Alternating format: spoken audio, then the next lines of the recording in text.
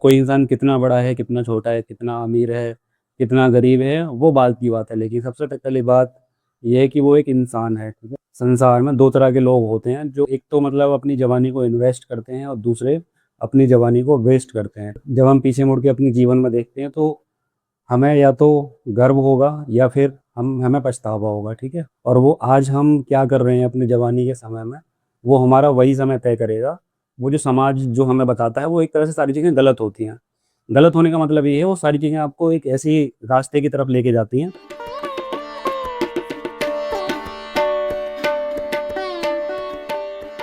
जिस इंसान ने भी इस पृथ्वी पर जन्म लिया है या फिर जो भी इस संसार में आया है, उसको एक ना एक दिन मतलब ईश्वर के पास जाना पड़ता है, भगवान के पास जाना पड़ता है, ठीक है? जो हर कोई इंसान जानता है। तो मैं ये आपको बताना चाहता हूँ कि हमारी जो यंग जनरेशन है, वो जीवन के एक महत्वपूर्ण स्टेज के समय को किस प्रकार से वेस्ट कर रही है। मैंने आपको बताया कि जो जिस इंसान का भी जन्म होता है, उसको एक ना एक दिन मरना होता है ना? ये बात सच है। कोई इंसान कितना बड़ा है, कितना छोटा है, कितना अमीर है, कितना गरीब है, वो बात की बात है। लेकिन सबसे पहली बात ये है कि वो एक इंसान है, ठीक है? हमारी जो यंग जनरेशन है, वो अपने जवानी के कीमती समय को किस प्रकार बर्बाद कर रही है। संसार में 2 तरह के लोग होते हैं, जो एक तो मतलब अपनी जवानी को इन्वेस्ट करते हैं और दूसरे अपनी जवानी को वेस्ट करते हैं, ठीक?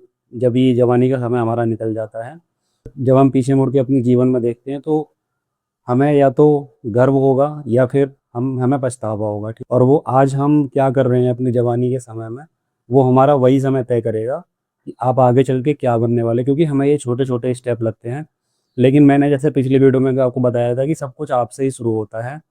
जब आप अपने आप को अच्छे से समझ जाते हो, तो आप जो भी कर रहे हो अपने जीवन में, छोटे लेवल पे, वो छोटा-छोटा लेवल ही मतलब छोटी-छोटी आदतें ही हमारी एक बड़ी ज़िम्मेदारी में परिवर्तित हो जाती हैं। जो भी हमारे जो लाइफ़ के गोल्स होते हैं, वो उनकी तरफ हम धीरे-धीरे जब बढ़ते जाते हैं, तो एक दिन एक वही अपने जीवन में बन जाते हैं।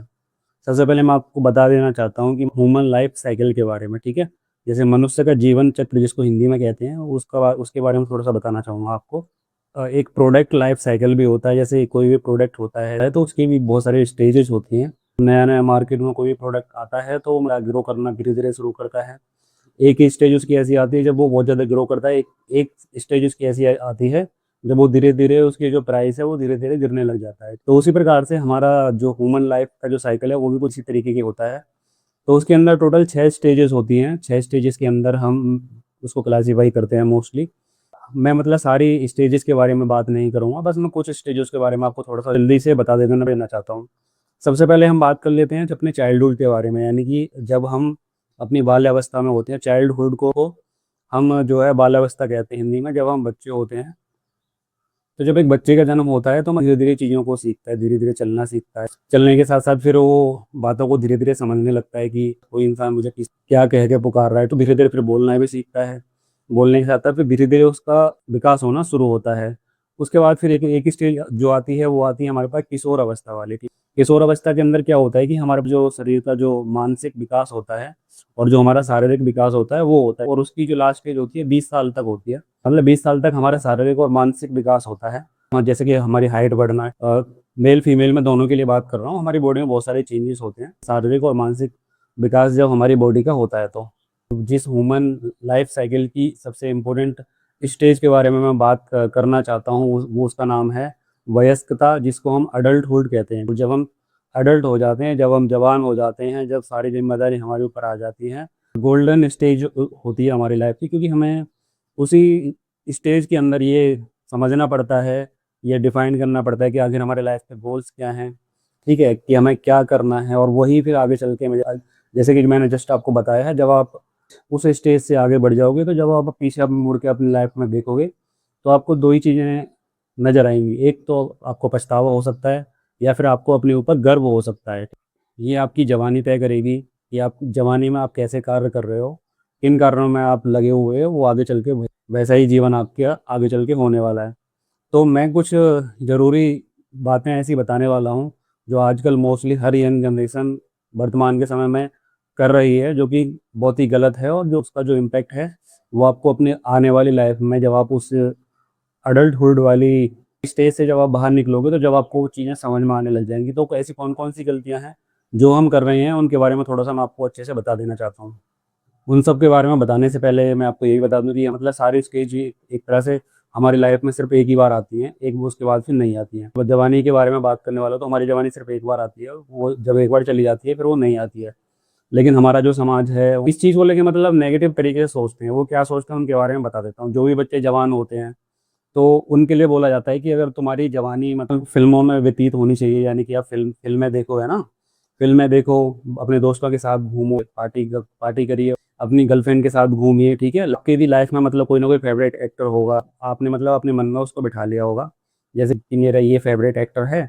तो उसी तरीके से वो जो समाज जो हमें बताता है वो एक तरह से सारी चीज़ें गलत होती हैं। गलत होने का मतलब ये है वो सारी चीज़ें आपको एक ऐसे रास्ते की तरफ लेके जाती हैं जो कि आगे चल के आपको अपने जीवन में बहुत ज़्यादा पछतावा करना पड़ेगा। जो समाज जिस जिन रास्तों पर चलता हुआ जाता है, जैसे सभी लोग चल रहे हैं, मैंने आपको पिछली वीडियो में बताया था, ज़रूरी नहीं है कि वो समाज मतलब समाज सही रास्ते पर चल रहा हो, बट आपको उससे हट के कुछ करना पड़ेगा, उससे हट के कुछ सोचना पड़ेगा, तभी आप अपने जीवन में अपनी एज मतलब अडल्टहुड वाली जो है स्टेज को सही दिशा में लेके जा सकते हो। तो सबसे पहले ही और सबसे जो बड़ी गलती है वो है अपना टाइम वेस्ट करना। मतलब हमारे जीवन में ऐसी बहुत सारी ऐसी फालतू चीज़ें होती हैं जिनके लिए हमारे पास टाइम बहुत ज़्यादा होता है और जिनका मतलब कुछ रहता नहीं है ना। बहुत सारी चीज़ें होती हैं, जैसे मैंने आपको बताया मूवी देखना, क्योंकि हमारे जो समाज में लोग हैं वो मतलब फिल्मी दुनिया में जीना ज़्यादा ज़्यादा पसंद करते हैं। जस्ट फॉर एग्जांपल, आप मूवी देख रहे हो कोई सी भी, ठीक है, तो मूवी भी डिफरेंट टाइप की होती है। कोई एक्शन मूवी होती है, कोई रोमांटिक मूवी होती है, ठीक है, लव स्टोरी वाली मूवी होती है।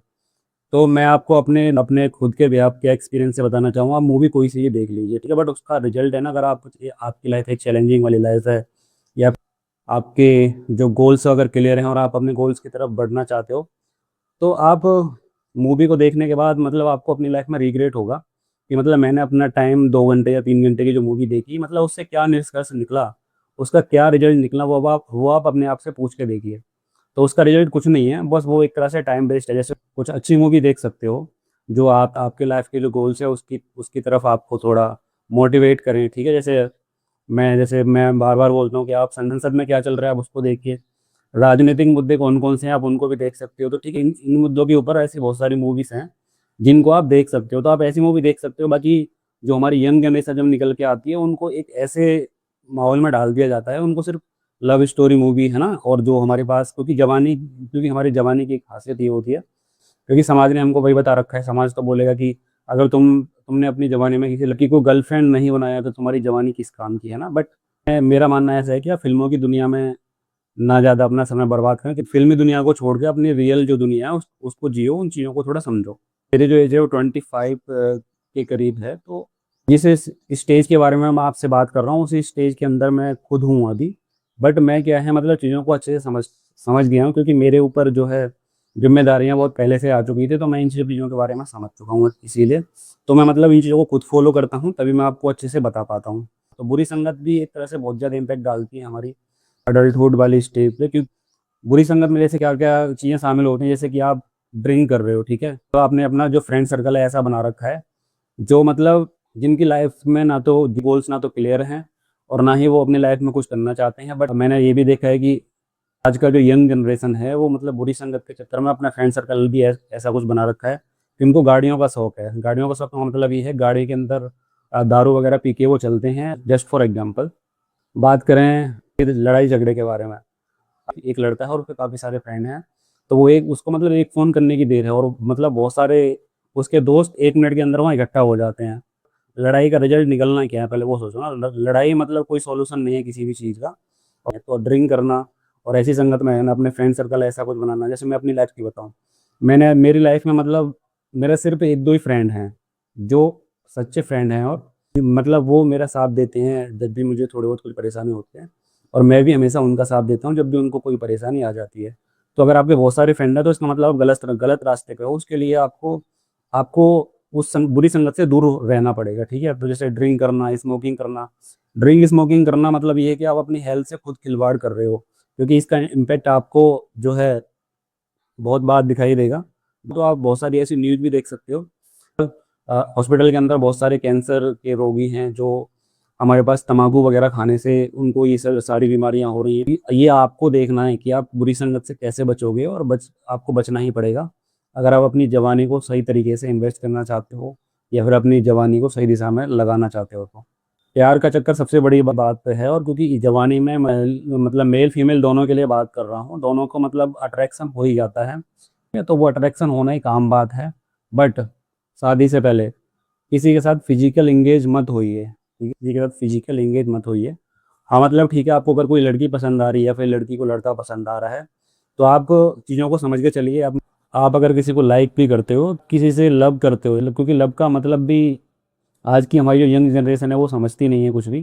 क्योंकि वो सिर्फ फिजिकली इंगेज होना चाहते हैं, फिजिकली इंगेज कोई वो सब प्यार कहते हैं। ठीक है, मतलब प्यार को मतलब बदनाम कर रखा है एक तरह से, लेकिन प्यार का जो असली मतलब है मैं आपको किसी अलग एक सेपरेट वीडियो में बताऊंगा। तो अगर आप किसी को लाइक भी करते हो, ठीक है, किसी को लव करते हो, तो उसके लिए क्या है कि आपको शादी से पहले सबसे पहले तो इंगेज नहीं होना एक दूसरे के साथ। उसके लिए क्या है कि आपको आपको मतलब दोनों के बीच में काफ़ी अच्छी अंडरस्टैंडिंग होनी चाहिए।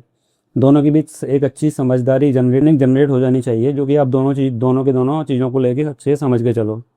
आपको अच्छी प्लानिंग करके चलना है पहले से ही। प्लानिंग कैसे करके चलना है कि आप अपने फ्यूचर के बारे में प्लानिंग कर सकते हो अच्छे से, है ना। आगे प्लानिंग करिए, और प्लानिंग करने के बाद आगे आप लाइफ में बढ़ते रहिए। बट गलत चीज़ यहाँ पे ये है कि आप लड़कियों के पीछे, हम कह सकते हैं, सेक्स के लिए भागते हैं, ठीक है। वो चीज़ें आपको नहीं करनी है, चाहे वो लड़की हो या लड़का हो, ठीक है।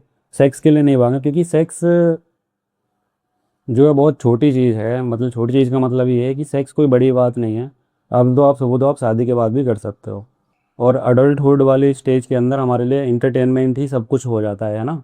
इंटरटेनमेंट के लिए सब कुछ देखना पसंद कर लेते हैं। जैसे कि जो है आप कॉमेडी शो हो गए, जितने बहुत सारे हैं ना, कॉमेडी शो हो गए, या फिर जितने भी रील्स हैं, रील्स के बारे में मैंने आपको बताया भी था।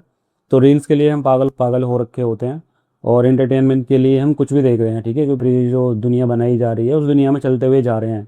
ये नहीं देख रहे कि उस इंटरटेनमेंट से आपके समय का कितना नुकसान हो गया। आपको जो अपना समय जिन चीज़ों में देना चाहिए, आप उन चीज़ों में ना देने की बजाय फालतू की चीज़ों में दे रहे हो। तो ठीक है, मतलब ये मैं मोस्टली देखता हूँ कि यंग जनरेशन के लिए जो इंटरटेनमेंट है वही सब कुछ हो जाता है।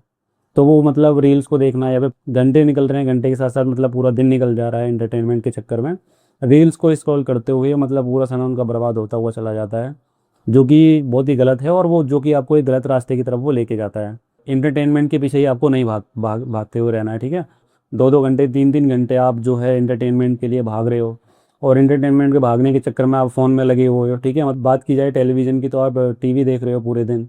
टीवी के और ये एंटरटेनमेंट के आपको इतना ज़्यादा आदी नहीं होना है, इन चीज़ों से ज़्यादा लगाव नहीं लगाना है अपनी अडल्टहुड वाली एज के अंदर।